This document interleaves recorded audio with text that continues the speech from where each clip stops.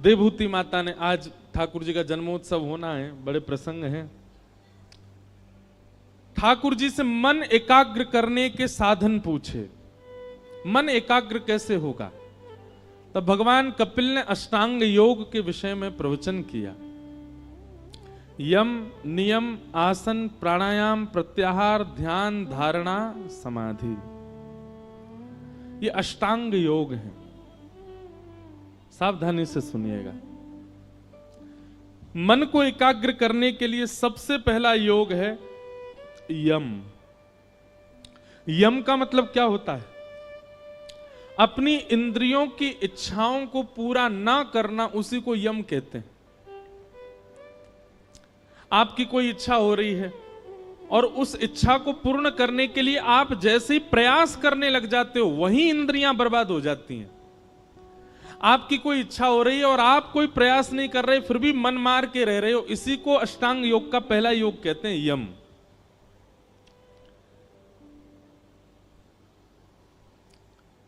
भोपाल में प्रसिद्ध क्या है खाने पीने वाला? कुछ है प्रसिद्ध? कुछ नहीं है, ऐसे ही है। वाह। क्या? दाल, चाट, चाय। चाय प्रसिद्ध है यहाँ की। हमने तो बहुत कुछ खाया, प्रसिद्ध बता बता के खिलाया।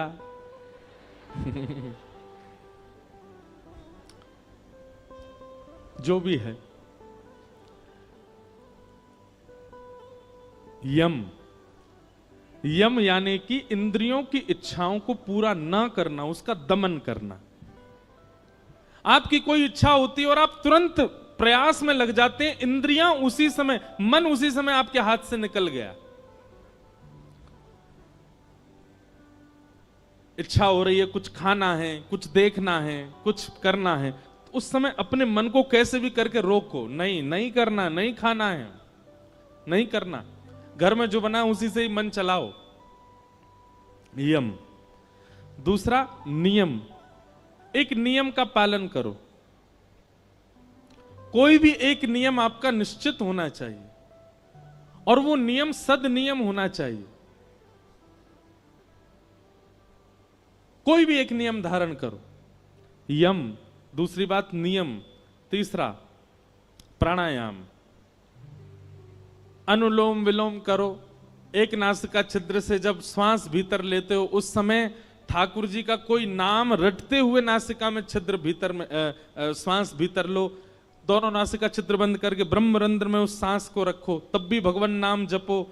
दूसरी नासिका छिद्र से जब श्वास छोड़ो, तब भी भगवान नाम जपो। इस प्रकार भगवान नाम के साथ आप अनुलोम विलोम करोगे, आपका मन एकाग्र होगा। यम, नियम, प्राणायाम। वैसे तो आसन आता है पहले, आसन।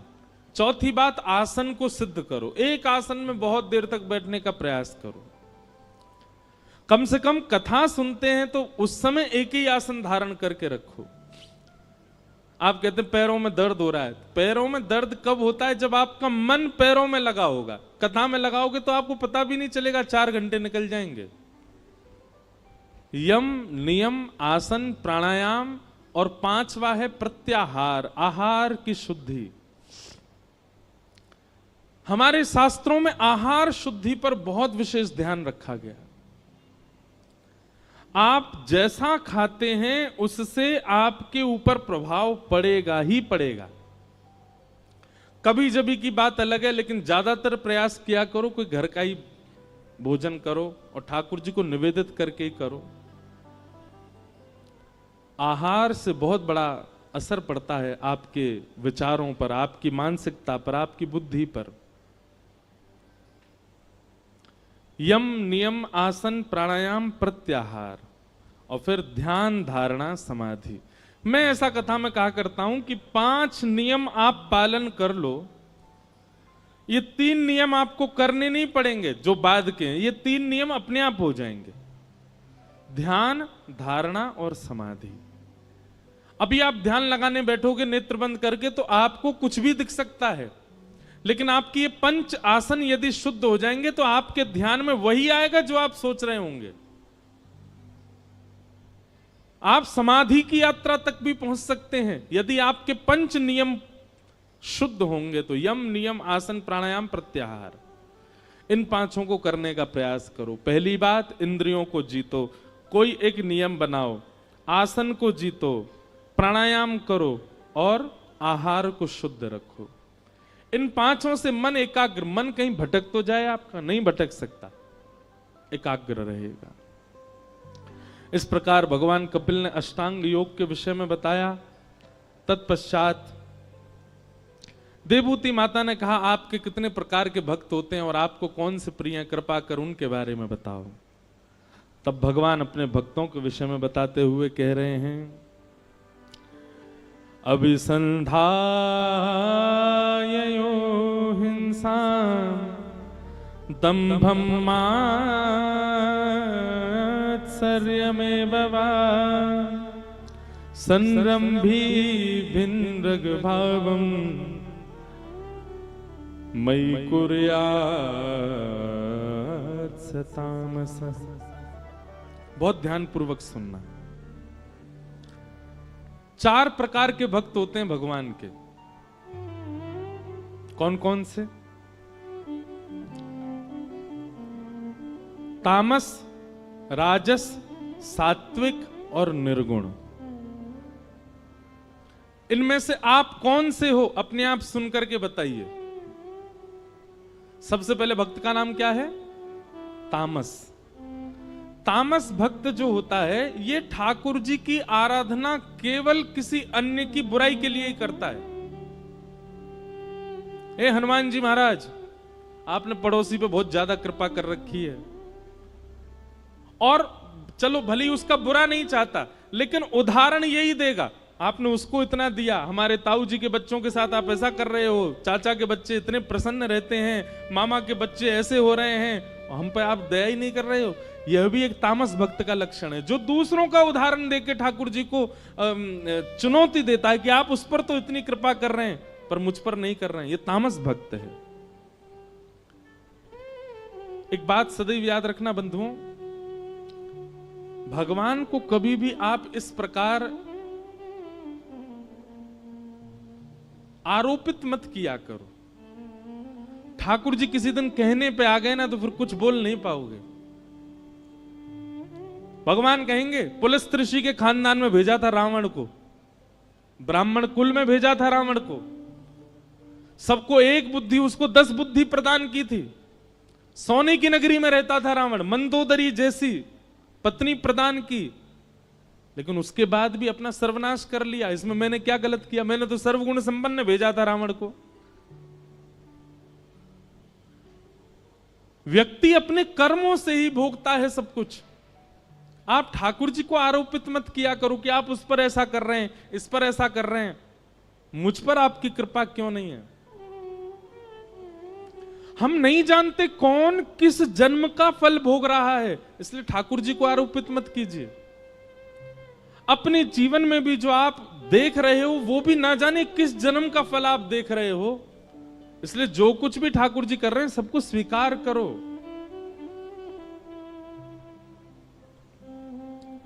नहीं तो आप तामसी भक्त माने जाओगे, और तामसी भक्त के लिए भगवान कहते हैं मुझे प्रिय नहीं है। पहला भक्त तामसी भक्त। दूसरे भक्त का नाम है राजस भक्त। राजस भक्त का लक्षण क्या है?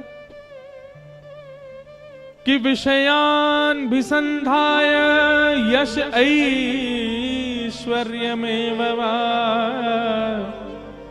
अर्चा दावर्च यद्यो मां पृथग भावस राजस।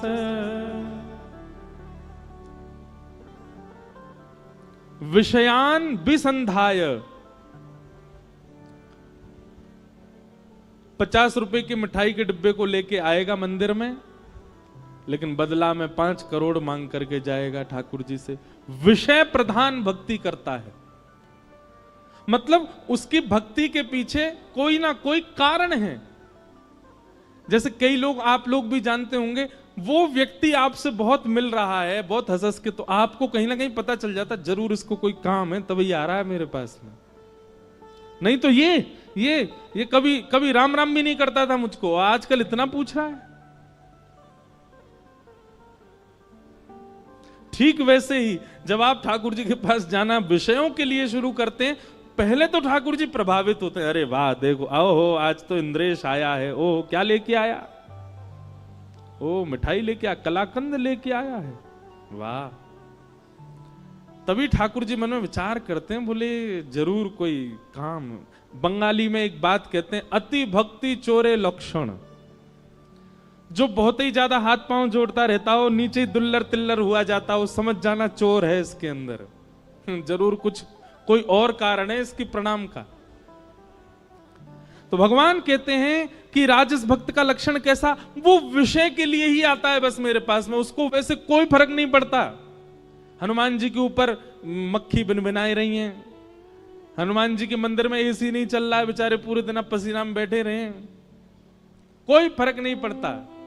लेकिन अपनी कामनाओं के लिए आ जाता है, सारे हाथ जोड़ देता है, पैर पड़ देता है, बिल्कुल तपस्या करने लग जाता है। उन्होंने ये नियम बताया, ये भी करेंगे, ये नियम बताया, ये भी करेंगे, पर सारे नियमों के पीछे कारण क्या है, विषय। एक भारत में एक जगह है, वहां भीड़ नहीं है ज्यादा, लेकिन बहुत अद्भुत जगह है। उस स्थान का नाम है जागेश्वर। क्या नाम है? जागेश्वर। उत्तराखंड में कमाऊ एक क्षेत्र है, नैनीताल वाला। वहां जब आप ऊपर जाएंगे तो वहां तीन स्थान है महादेव के, जागेश्वर, बागेश्वर और मुक्तेश्वर। जीवन में कभी अवसर मिले तो उन तीनों स्थानों का दर्शन जरूर करना। और तीनों स्थान पता कैसे हैं?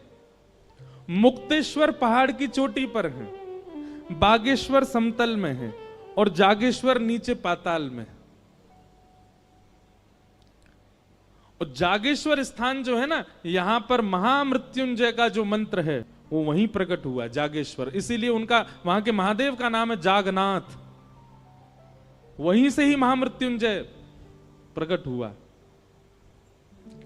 वहां की कथा ऐसी बताते हैं कि जागनाथ उनको इसलिए कहा जाता कि वो नाथ इतने सिद्ध थे, सब लोग ध्यान से सुनना, कि कोई व्यक्ति आके कुछ भी मांग ले, सब पूरत कर देते थे।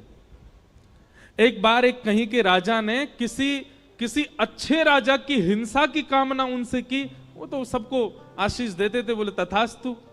ये बात जब आद्य गुरु शंकराचार्य जी को पता चली तो शंकराचार्य भगवान गए और वहां जाकर के महादेव से प्रार्थना की, बोले कलिकाल आने वाला है नाथ, आप यहां सबकी मनोकामना पूरी कर देंगे, कलयुग में लोग कुछ भी मांग सकते हैं, इसलिए हमारी प्रार्थना है कि आप अंतर्मुखी हो जाओ।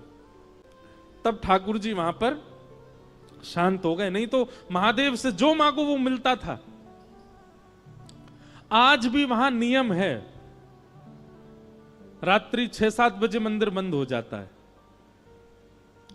और फिर उसके बाद वहां आप देखेंगे कि दंपति, पति पत्नी अपने हाथ में दिया लिए रात भर खड़े रहते हैं। कहीं के भी बहुत सारे दंपति चारों ओर से मंदिर को घेर के ऐसे हाथ में दिया लेके खड़े रहते हैं। और कब तक खड़े रहेंगे? सुबह जब तक मंगला के दर्शन नहीं खुलेंगे तब तक खड़े रहते हैं। क्यों? मंगला होती जैसी वो दीपक महादेव को अर्पित करते हैं तो जिनको संतान नहीं है उनको संतान की प्राप्ति होती, ऐसा वहां कहते हैं। तो रात्रि 12 बज रहे थे, वहां 7-8 बजे ऐसा लगने लगता है कि 1-2 बज गए रात के, इतना शांत है। तो रात्रि 12 बजे मैं उठा, खिड़की खोली तो देखा इतने सारे दंपति खड़े थे, हाथ में दिया लिए। तब मैंने पूछा तो बोले ये सुबह जब मंगला होगी तब दिया रखेंगे और इन सबको संतान की प्राप्ति होगी। तब मन में एक बात आई,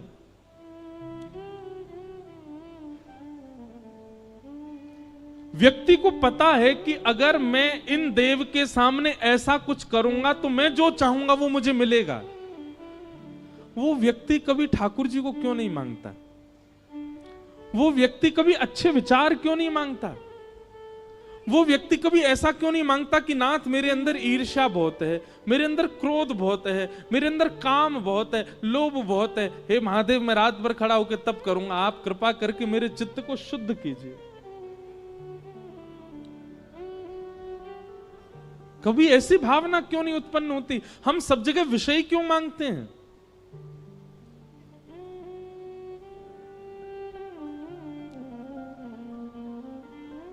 हमारी प्रार्थना है बंधुओं, जहां भी ऐसे स्थान हैं जहां मनोकामना पूर्ण की जाती है,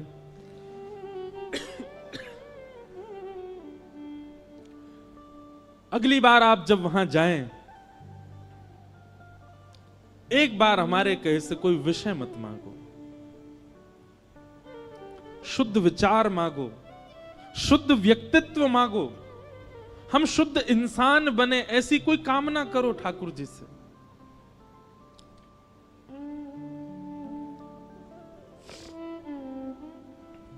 भगवान कहते हैं राजस भक्त कैसा है? बोले विषय प्रधान भक्ति करता है, केवल विषय की कामना करता है। और दूसरी बात, यश ऐश्वर्य में बाबा, केवल यश के लिए, ऐश्वर्य के लिए, संपत्ति के लिए मेरे आगे सर झुकाता है। और इसकी एक विशेष बात बताएगी, बोले अर्चा दावर चयिद्यो माम पृथक भावस राजस, केवल मेरे अर्चा विग्रह में निष्ठा रखता है, मेरी कथा से कोई मतलब नहीं, मेरे भक्तजनों से कोई मतलब नहीं, संत जनों से कोई मतलब नहीं, सत्संग से कोई मतलब नहीं, केवल मेरी मूर्ति की पूजा में ही इसकी निष्ठा रहती है। ऐसे भक्त को मां मैं राजस भक्त कहता हूं। मां ने कहा वो आपको अच्छे लगते हैं? ठाकुर जी बोले बिल्कुल अच्छे नहीं लगते, ना तामस अच्छे लगते ना राजस अच्छे लगते। तीसरे भक्त का नाम क्या है? तब भगवान तीसरे भक्त का नाम कहते हैं सात्विक।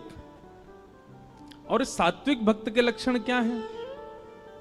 तब ठाकुर जी कहते हैं कि कर्म निर्हारम उद्दिश्य परस्मिन् वापदर्पणम्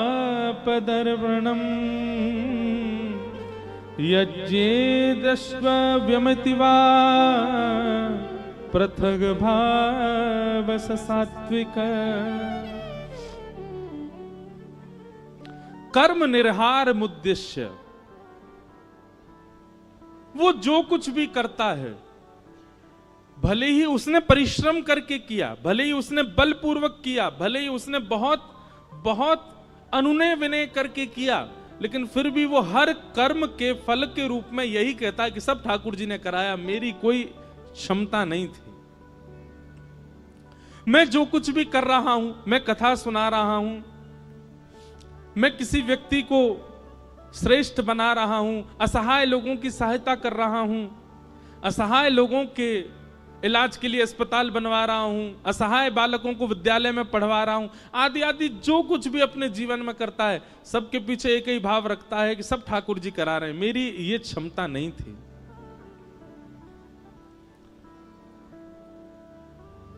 ऐसे व्यक्ति को मैं सात्विक भक्त कहता हूं। वो जब भी मेरे सामने आता है ना मां, तो एक ही बात कहता है, बोले नाथ सब आपकी कृपा से हो रहा है, मेरा आपकी कृपा से सब काम हो रहा है, करते हो तुम कन्हैया, मेरा नाम हो रहा है। ये सात्विक भक्त का लक्षण है। मां ने पूछा आपको ये अच्छे लगते हैं? भगवान ने कहा अच्छे लगते हैं, पर बहुत प्रिय ये भी नहीं है। मां ने कहा तो फिर आपको प्रिय कौन है? तब भगवान कहते हैं चौथे, निर्गुण। और निर्गुण भक्त का लक्षण क्या है? आहा। तब भगवान कहते हैं कि लक्षणम भक्ति योगस्य निर्गुणस्य हुदाहतम अहैतुक्य व्यवहिता या भक्ति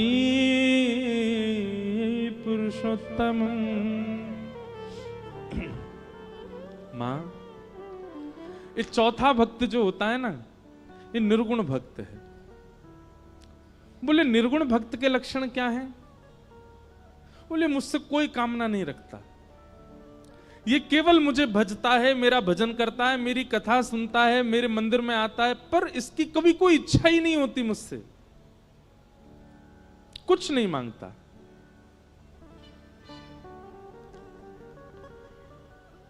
और भगवान कह रहे हैं कुछ संसारी ना मांगना, ये तो एक बात है कि चलो उसने संसार की कोई वस्तु नहीं मांगी, कुम्मनदास जी भगवान के परम भक्त हुए, श्री कुम्मनदास।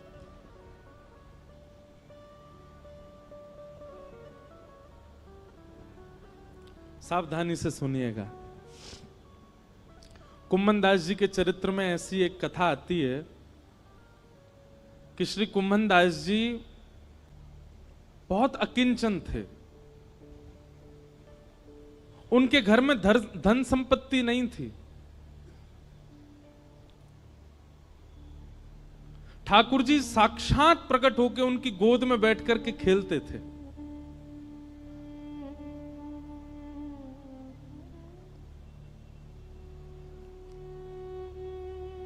एक दिन ठाकुर जी उनकी गोद में बैठे थे और श्री कुम्मनदास जी तिलक लगा रहे थे। तो कहते हैं कुम्मनदास जी के घर में आरसी भी नहीं थी, शीशा भी नहीं था। कुम्मनदास जी तिलक कैसे लगाते थे? दो उपाय थे कुम्मनदास जी के।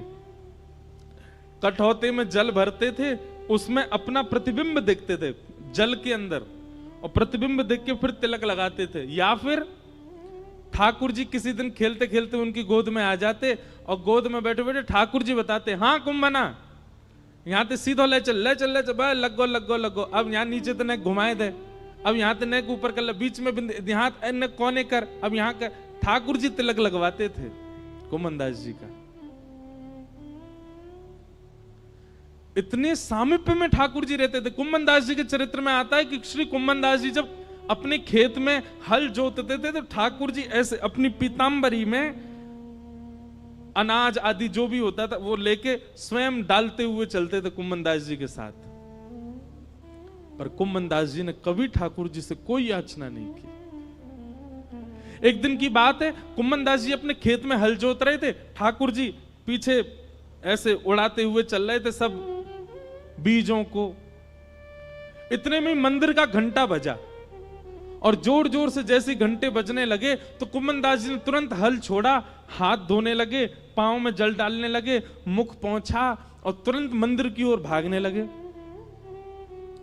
ठाकुर जी बोले, ए कुंभना कहां जा रहा है? जय जय दर्शन को समय है गयो, मंदिर जा रहा हूं। बोले, तू भी कुंभना कैसो बावड़ो, मैं तेरे संग यहां खेत में खड़ा हूं, तेरे संग हल जुतवा रहा हूं और तू मंदिर में भाग रहा हूं मेरे दर्शन को।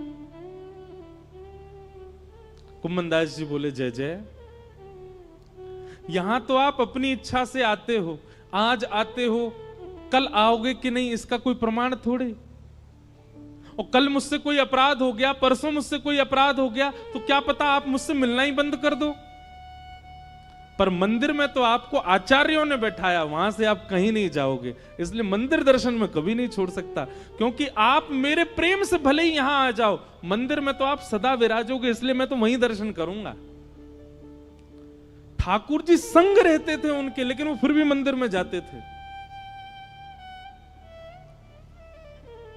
कभी ठाकुर जी से याचना नहीं करी कि मेरे परिवार को नेक समृद्ध बना दो, मेरे घर पे नेक व्यवस्था करवा दो, कभी नहीं।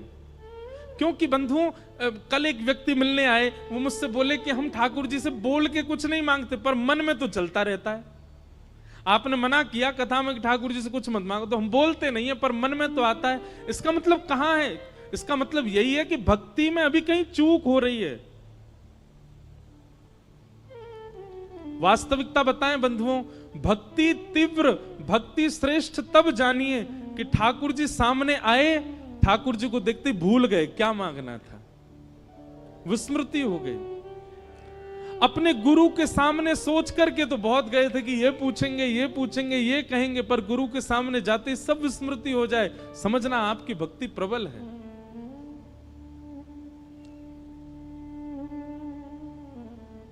लेकिन बुरा नहीं मानिएगा, जो सोच करके गए वो जाकर के मांग लिया, इसका मतलब आप स्वार्थी थे, आपका प्रेम नहीं है ठाकुर जी से। एक दिन कुम्मनदास जी की गोद में ठाकुर जी बैठे थे, तो कुम्मनदास जी की दाढ़ी से खेल रहे थे ठाकुर जी छोटे से। तो ठाकुर जी ने मन में विचार किया, कुम्मनदास के घर में बड़ी दुर्बलता है, मैं कोई राजा के मन को चेताता हूं ताकि वो आधी संपत्ति कुम्मनदास को दे जाए। सो ठाकुर जी एक बड़े बादशाह, एक बड़े राजा के स्वप्न में गए और स्वप्न में जाकर के ठाकुर जी ने आज्ञा कर दी, बोले तेरी मनवांछित इच्छा जो तू चाह रहा है, तेरे महल में ये काम हो जाए, तेरी पत्नी के एक बालक हो जाए, सब पूर्ण हो जाएगा, लेकिन उसके लिए तुझको एक काम करना पड़ेगा। राजा बोला क्या करूं? अपनी इतनी संपत्ति गिरिराज जी लेके जा और श्री गोवर्धन में कुम्मनदास जी हैं उनको जाके भेंट करके आ। संपत्ति भेंट करने से तेरे काम पूरे हो जाएंगे। ठाकुर जी की आज्ञा मान करके वो राजा कुम्मनदास जी के यहां गया और उस समय कुम्मनदास जी की गोद में ठाकुर जी बैठे थे, खेल रहे थे कुम्मनदास जी के संग। और ठाकुर जी कुम्मनदास जी से कह रहे कुम्मना। कुम्मनदास जी बोले हाँ जय जय बोलो। अरे सुनता हूं मैं तो एक बात करनी है। हाँ जय जय बोलो, कहा बात करनी है? इतना बस कहा ही था, इतने में ही वो राजा कुम्मनदास जी कुटिया में आ गया और उस राजा के आते ही ठाकुर जी अंतर ध्यान हो गए। सामने बादशाह खड़ा है, घुटनों पर बैठ करके अपनी आधी संपत्ति अर्पित करने को, लेकिन कुम्मनदास जी इधर उधर देख रहे हैं। अबे तो यहीं बैठे, कछु तो कह रहे, पतो ना बोल के ही ना गए मोते। अबे तो यहीं बैठे, कछु तो कह रहे, बोल के ही ना गए। राजा ने चरणों में प्रणाम किया, बोले भगवान आपकी आज्ञा हो तो मैं आपके कुटिया में अपनी सामग्री रखवा दूं, मैं आपको धन संपत्ति कुछ दान करने के लिए आया हूं। कुम्मनदास जी उल्टे उसके चरणों में गिर गए, बोले भैया ले जाया संपत्ति को, कोई और में बांट दियो और कोई ना लेवे तो जमुना जी में बहाई दियो। ऐसी संपत्ति को कहा करूं, जाके मेरी कुटिया के द्वार पे आते ठाकुर जी भाज गए यहाँ थे। ऐसी संपत्ति को मैं कहा करूंगा, जैसे ठाकुर जी छोड़ के चले गए। घर के लोग चिल्ला रहे हैं, अरे कुम्मनदास जी कुछ तो ले लो, आपकी कुआरी भतीजी है, उसका ब्याह करना है, घर की थोड़ी मरम्मत करवा देंगे। रात में वर्षा हो जाती है तो रात भर सो नहीं पाते हैं, हमारे घर में जल भर जाता है, अरे कुछ तो ले लो, कोई देने आया है। कुम्मनदास जी बोले ऐसी संपत्ति ना लूंगा, जाके द्वार पे आते ही ठाकुर जी भाज गए। ले जा भैया, तेरे आगे हाथ जोड़ूं, अगर तू बहुत देर बैठो रहेगो तो मैं प्राण त्याग दूंगा, या को अभी लेके जा। और हट पूर्वक राजा को भगा दिया वहां से। राजा के जाते ही ठाकुर जी फिर आ गए। कुम्मना दौड़ करके गए, ठाकुर जी को गले से लगा लिया, बोले नाथ कहां चले गए आप? ठाकुर जी बोले कुम्मनदास एक बात बता, मैंने एक राजा को स्वप्न दियो, स्वप्न में जाकर के वाकू चेतायो कि अपनी आधी संपत्ति ले जाके कुम्मनदास को दे दे, और वो तू को देने आयो, तेने स्वीकार क्यों ना करी? अरे तेरे घर में बैठवे के काजे कोई चद्दर ना है, तिलक लगावे के काजे आरसी तक ना है, तेरी भतीजे के ब्याह के काजे एक फूटी कौड़ी तेरे घर में नहीं है। मैंने चेताए करके एक राजा को भेजो, तेने वापिस कर दियो। कुम्मनदास जी ने एक बात कही ठाकुर जी से, जय जय आप सत्य बताइयो, राजा के आते ही आप अंतर ध्यान है गए। राजा जितनी संपत्ति लेकर के आयो, यदि मैंने वो स्वीकार कर ली होती, अपने घर में धर ली होती, अपने घर में लगा दी होती, तो आपको ये लगती अब तो कुम्मनदास पे खूब संपत्ति आ गई भैया, अब ये अपनो घर बना लेगो, सब काम कर लेगो, और आप जो गए थे वो आते ही नहीं लौट करके। पर मैंने उस संपत्ति को स्वीकार नहीं किया तो आप पूछने के लिए दोबारा आ तो गए मेरे घर पर। यह मेरा सौभाग्य है कि मेरे ठाकुर जी फिर प्रकट हो गए। आपको लगती कि भैया यहाँ पे तो अब सुख समृद्धि है, अब अपने आप सब गुजर बसर कर लेगो। अरे लाचार बालक को बार बार मां ध्यान क्यों देती है? वो बालक चलने लग जाए, फिरने लग जाए, बोलने लग जाए, तो मां धीरे धीरे उसको अपनी जिम्मेवारियां समझाने लगती है। तू अब खुद चला कर, खुद उठा कर, खुद तैयार हुआ कर, खुद भोजन किया कर। लेकिन वो बालक लाचार ही रहता है, तो लाचार बालक को मां गोद से छोड़ती नहीं। नाथ मुझे केवल एक ही कामना है आपसे कि मुझे कभी संपत्तिवान मत बनाना, मुझे कभी योग्य मत बनाना। क्यों? बोले मैं असंपत्तिवान रहूंगा तो मैं स्वयं को लाचार मानूंगा, और मुझे लाचार जान आप सदा मुझे अपनी गोद में ही रखोगे नाथ। इसलिए मुझे ऐसे ही रहने दो, मुझे योग्यता नहीं चाहिए। इसे कहते हैं निर्गुण भक्त।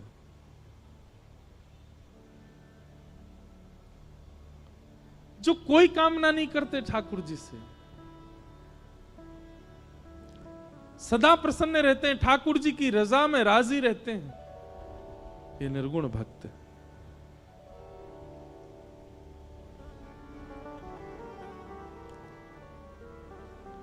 और भगवान इतना ही नहीं कह रहे हैं, निर्गुण भक्त के लिए भगवान कह रहे हैं सालोक्य साष्टि सामिप्य सारूप्यैकत्वमप्युतम् दीयमानं न गृह्णन्ति बिना मत्सेवनं जना।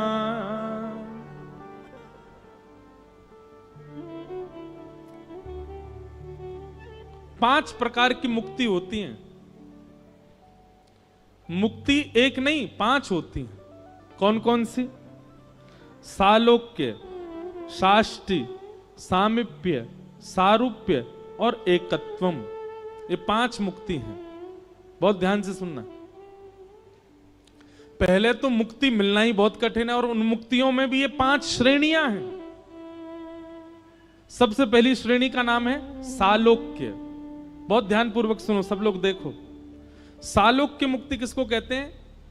भगवान के वैकुंठ लोक की प्राप्ति हो जाना, इसको सालोक्य मुक्ति कहते हैं। लोक की प्राप्ति।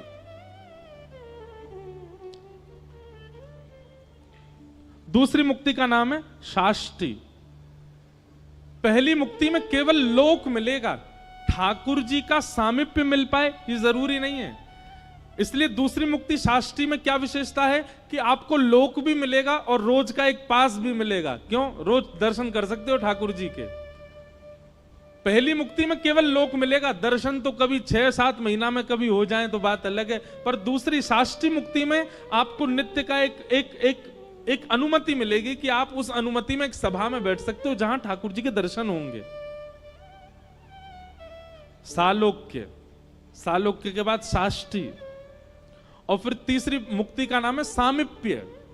बोले तीसरी मुक्ति कैसी? बोले दर्शन नहीं, फिर तो सामीप्य मिलेगा। जैसे ठाकुर जी के आसपास कम से कम 100 सेवक रहते हैं। कोई ठाकुर जी को जल पिलाने की सेवा में है, कोई ठाकुर जी के वस्त्र बनाने की सेवा में है, कोई ठाकुर जी का झोला पकड़ के चलने की सेवा में है, कोई ठाकुर जी का रथ चलाने की सेवा में है। उन सेवा में नित्य ठाकुर जी आपके थोड़े समीप रहेंगे, ये सामीप्य मुक्ति। तो सालोक्य, साष्टि, सामीप्य, और फिर चौथी मुक्ति बताइए सारूप्य। सारूप्य मुक्ति कैसी है? बोले ठाकुर जी जैसे ही आप भी चतुर्भुज हो जाओगे, ठाकुर जी जैसा ही रूप मिल जाएगा आपको। और कभी कभी ठाकुर जी को जब किसी से नहीं मिलना होगा तो आपको ही बोल, तू बैठ जा भैया, तू ही ठाकुर जी बन के बैठ जा, सबन को दर्शन दे दे। मतलब एक मित्रता जैसी ठाकुर जी से हो जाएगी। सारूप्य। एक कथा याद आई हमको, ध्यान से सुनना।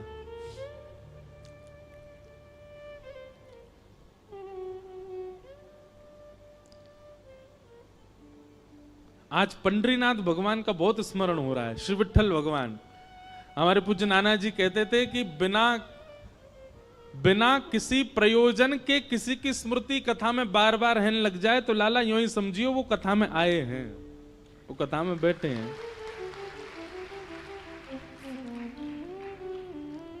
पंडरीनाथ भगवान आपके मध्य प्रदेश से महाराष्ट्र ज्यादा दूर नहीं है। हमारे मंडीदीप वाले तो अभी मेरी पंढरपुर में कथा थी तो आए भी थे। आप लोग भी जाना एक बार। अद्भुत ठाकुर जी हैं पंढरपुर में, ऐसे खड़े कमर पर हाथ रख के, श्री विठ्ठल भगवान। तो नामदेव जी रोज अपनी मां के साथ जाते थे दर्शन करने। बहुत ध्यान से सुनना। नामदेव जी रोज ठाकुर जी से कहते, ठाकुर जी हम भोग बना के मंदिर लाते हैं, आपको पवाते हैं, कभी ऐसा अनुग्रह करो ना कि आप घर आके ही पाओ हमारे। वहीं मां गरम गरम चूल्हे पर रोटी बनाएगी, आप थाली पर बैठना, मैं आपको परोसा करूंगा, मेरे घर पे आके आप प्रसाद पाओगे, बड़ी कृपा होगी। रोज नामदेव जी कहते हैं हमारे घर कब आओगे, हमारे घर कब आओगे। एक दिन ठाकुर जी सामने खड़े खड़े नामदेव जी से बोले, नामदेव, ऐसे भक्त ठाकुर जी को अति प्रिय हैं, इनको कहते हैं निर्गुण भक्त। आप कहेंगे नामदेव जी ने ऐसी क्या निर्गुणता थी? सुनिए, आज भी आप जाएंगे पंढरपुर में तो पंढरपुर का जो मुख्य द्वार है पंडरीनाथ भगवान का, वहां आप जाकर के देखेंगे तो श्री नामदेव जी महाराज की समाधि पता है कहां है? मंदिर की जो सीढ़ियां हैं चढ़ने वाली, उन सीढ़ियों में नामदेव जी की और पूरे परिवार की समाधि है। नामदेव जी का भाव है, आज से लेकर के जब तक पंडरीनाथ भगवान विराजे रहेंगे, हमारी इच्छा है जितने दर्शनार्थी आए हमारे ऊपर होकर के पंडरीनाथ का दर्शन करने जाएं, सबकी चरण रज हमको प्राप्त हो। फिर बाद में कुछ राजाओं ने और मंदिर प्रशासन ने उस स्थान को बंद कर दिया, बोले हमको पीड़ा होती है जब नामदेव जी के ऊपर पैर रख करके हम लोग दर्शन करने जाते हैं। पर नामदेव जी आज भी वहां पौड़ी में सिड्डियों के भीतर नामदेव जी की समाधि है, बैठे हैं ठाकुर जी।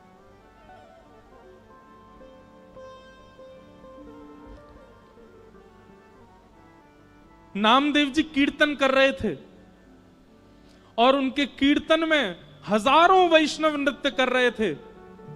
उस कीर्तन की ध्वनि जब पंढरपुर में पंडरीनाथ भगवान को सुनाई दी तो अपनी ब्रह्मवेदी पर खड़े हुए भगवान रुक्मणी जी से कहने लगे, रुक्मणी, मैं जाऊं कीर्तन में, मेरा मन नहीं लग रहा, मुझे बहुत अच्छा नामदेव की बहुत याद आ रही है। रुक्मणी जी बोली, आप चले गए तो पूरे पूरे कीर्तन को भंग कर दोगे। भगवान बोले, क्यों? बोले, आपको देख करके सब कीर्तन में मदमस्त हैं, सब छोड़ देंगे, आपको देखने लग जाएंगे। ठाकुर जी बोले, मैं रूप बदल के चला जाऊंगा, मैं पीछे जाके खड़ा हो जाऊंगा, मैं किसी के सामने नहीं जाऊंगा, पर मुझे कीर्तन सुनने जाने दो। रुक्मणी जी बोली, अच्छा ठीक है, जाओ। ठाकुर जी रूप छुपा करके कीर्तन में पहुंचे। नामदेव जी आनंद में कीर्तन को सुनते सुनते सुनते ठाकुर जी इतने मंत्रमुग्ध हो गए कि भूल गए कि मुझे खुद को छुपाना है। वस्त्र हट गए, ठाकुर जी का रूप प्रकट हो गया। सब वैष्णव ठाकुर जी को देखने लगे। ठाकुर जी उछल उछल करके नृत्य करते करते करते करते बीच बीच पंडाल में आ गए और ऐसी जोर से घूम घूम करके नृत्य करने लगे। ठाकुर जी के आभूषण गिरने लगे, अरे कहां तक कहें पीतांबरी तक उतरने लगी ठाकुर जी की, नामदेव जी का कीर्तन सुन के। इतना प्रेम करते हैं ठाकुर जी अपने वैष्णवों से। ऐसे भक्तों को क्या कहते हैं? निर्गुण भक्त। तो मैं निवेदन कर रहा था, निर्गुण भक्त ठाकुर जी को प्रिय क्यों है? सालोक्य, साष्टी, सामिप्य और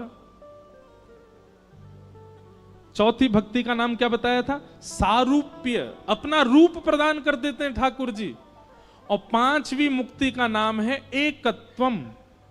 एकत्वम मतलब ठाकुर जी में ही विलीन हो जाते हैं, फिर वो सदा ठाकुर जी में रमे रहते हैं।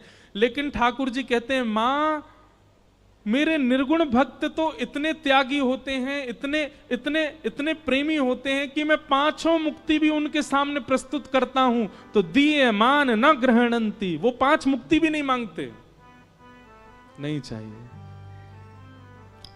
तो क्या चाहिए उनको? केवल अपने अपने अपने अंग वस्त्र को पसार करके मुझसे केवल एक ही बात कहते हैं, क्या? बोले, नाथ जन्म जन्म दीजो याहि ब्रज बसे वो, जन्म जन्म दीजो याहि ब्रज। हे नाथ, मैं हर बार जन्म लूं और हर बार जन्म लेकर के आपका दास ही बनूं, आपके ब्रज में जन्मूं, हर बार जन्म लेकर के आपका तिलक लगा के घूमा करूं, गले में कंठी माला पहनूं, हर बार जन्म लेकर के कथा सुना करूं और दोनों भुजा उठा करके उसमें नृत्य किया करूं। नाथ, देना है तो ऐसा वरदान दे दो कि मेरा हर बार जन्म हो और मैं हर बार आपका दास बना करूं। मां, वेद शास्त्र उपनिषद पुराण सब कहते हैं कि पुनर्जन्म ना लेना पड़े ऐसे कर्म करो, पर मेरे निर्गुण भक्त कहते हैं कि नाथ कृपा करके हमको पुनर्जन्म दे दो और फिर से आपके दास बन जाए, ऐसी कृपा कर दो। आपको भजना हमारी संपत्ति है, आपको याद करना हमारी संपत्ति है, आपकी याद में रोना बिलखना, आपकी कथा सुनना, इसमें हमको बहुत सुख मिलता है नाथ। अरे और किसी की क्या बात, पंचमुखी श्री हनुमान जी महाराज यह भी निर्गुण भक्त हैं। जब प्रभु श्री राम अपनी लीला पूरी करके जाने लगे, हनुमान जी नहीं गए साकेत।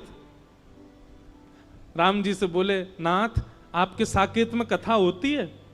राम जी बोले, जहां मैं प्रत्यक्ष बैठा हूं वहां मेरी कथा सुनने की क्या आवश्यकता है? हनुमान जी बोले, तो फिर आप जाइए साकेत, अयोध्या वालों को ले जाइए साकेत, अपने भक्तों को ले जाइए, मैं तो पृथ्वी पर ही रहूंगा और यहीं बैठा बैठा आपकी कथा सुना करूंगा। क्यों? हनुमान जी कहते हैं, संयोग में प्रेमी केवल नेत्रों को दिखाई देता है, लेकिन जब प्रेमी का वियोग होता है और प्रेमी की चर्चा सुनने जब हम कथा में जाते हैं तो नाथ रोम रोम को प्रेमी दिखाई देता है। हम तो रोम रोम से आपके होना चाहते हैं, केवल नेत्रों से नहीं।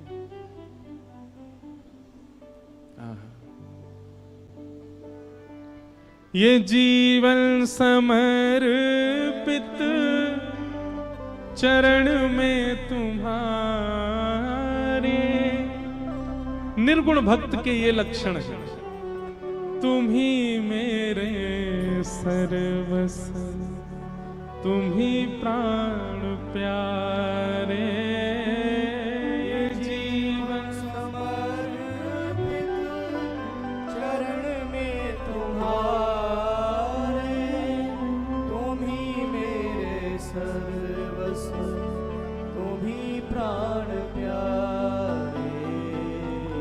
जहां ले चलोगे वहीं मैं चलूंगा, जहां ले चलोगे वहीं मैं चलूंगा, तो जहां ले चलोगे वहीं मैं चलूंगा।